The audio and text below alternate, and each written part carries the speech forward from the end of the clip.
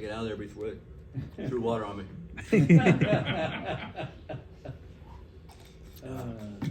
Thanks for coming. This is a typical USC UCLA rivalry game, very physical. Both teams played extremely hard. They're an outstanding team, very well coached. Coach Cronin does a great job, and their players are really hard to guard. I thought our guys did an amazing job in the second half, being down 12 at halftime, coming out with a lot of fire. And I thought the key was to get back in the game pretty quickly, which we did. And then we just defended and tried to rebound the best we could. So very, very proud of our players. We've really improved as a team, and hopefully everybody saw that. Andy, can you talk about Boogie? No turnovers tonight. Yeah, 6 assists and no turnovers, 31 points, 27 in the second half. That's a pretty special game. And we started to isolate him. We tried to set ball screens and get him on some of the defenders that we thought he could attack. And he did a nice job of making the right decision and made a couple big shots for us. How much did it mean for him just to have that performance, especially given the way the last USC UCLA game ended with that offensive foul and everything?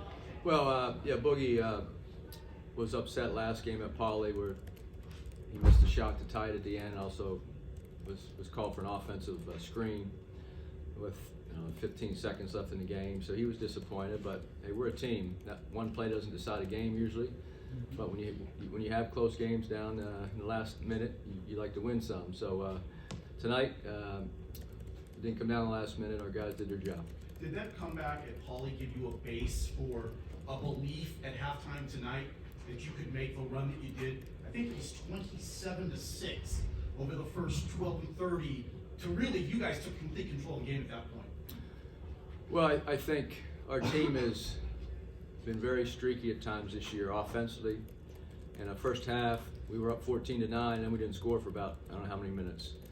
So we knew we had to do a better job offensively. Boogie was 0 for 5 at halftime from the three-point line. And your best players have to step up in games like this. Drew and Boogie are best offensive players, and Drew had 4 turnovers at halftime, and Boogie was 2 for 7, 0 for 5 from 3. So we were getting pretty clean looks, but we weren't playing with the aggressiveness on offense because UCLA overplays, are very physical.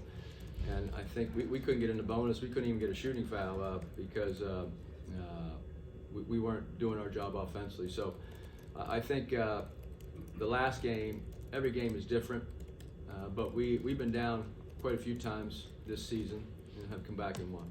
Coach, what were the defensive adjustments at the half?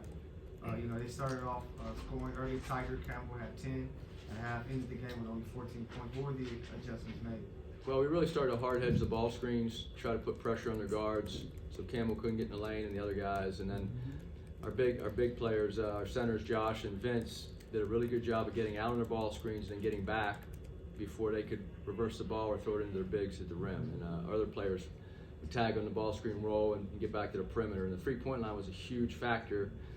We keep leaving David Singleton open, which is frustrating. He's a really good player, but you focus so much on Hawkes and Campbell, and then here comes Singleton making four threes, and that's when they're at their best, when other guys in that team make shots. Coach, right here. This is the most media I've seen in here in the last 15 years. What does that say about USC basketball? Well, it's our 10th year as a staff. Coach Capco's been with me the whole time. Other guys like Jason Hart have moved on, and now Coach Mobley's been with me 5 or 6 years. Mike Sweat's 6, 7 years. Curtis Schultz, our strength coach, been with me the whole time. He was my first hire 10 years ago. Coach Morris just joined us last year, but we've had tremendous stability, including our trainer, JY, who's a miracle worker. He's been with me the whole time. So we have great stability on our staff, and we tried to build a program that can compete within our league and compete nationally. And very happy and very proud of the job our assistant coaches and our staff do on a daily basis. Kurt Karras, our director of scouting, and Desmond Farmer, they've been with us a long time. And so every day when we come into work, we try to make this place a better team, a better program. But it all comes down to your players, who you recruit, how you develop them. Very proud of our 100% graduation rate in 10 years with guys that have stayed. And our players get better. And 7 guys in the NBA last 5 years. So I think what's special for coaches is you're in this game long enough and those players that helped build this thing come back, like D'Anthony Melton and Jonah Matthews and Jordan McLaughlin and Chimezi Metu and Onyeka Kongwu and of course the Mobleys.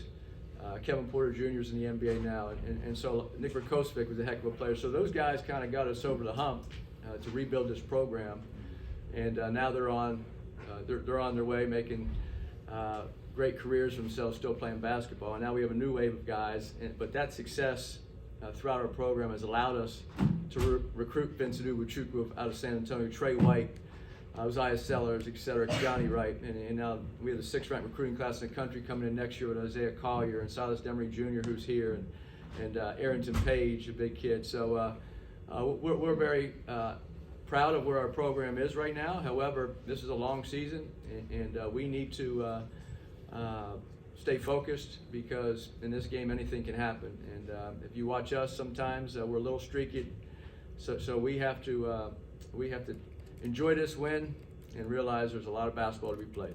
So you talk about the home court advantage all the time. Can you talk about tonight's atmosphere? Yeah, that was. Might have been the loudest I've heard this. I thought last year's game and this year's game were the two best atmospheres we've played in 10 years. And last year and this year we're as good as any place in the country. I've been coaching off and on for 28 years in the NBA and in college, coaching the ACC, coaching. So I've been doing this a long time. And if you go to some of the arenas, our home crowd this year and last year, the UCLA game was as good as anywhere I've ever been. And it's such a big advantage for our players. We would not have come back from 12 down at halftime without that energy that the fans provide, and we're very, very thankful for that. Andy, you've Part of talked a your lot plan about to, how much this team. I'll get you next. You've talked a lot about how much this team has improved since the beginning of the season. What kind of statement do you feel like this is entering February? Well, we need a big statement win.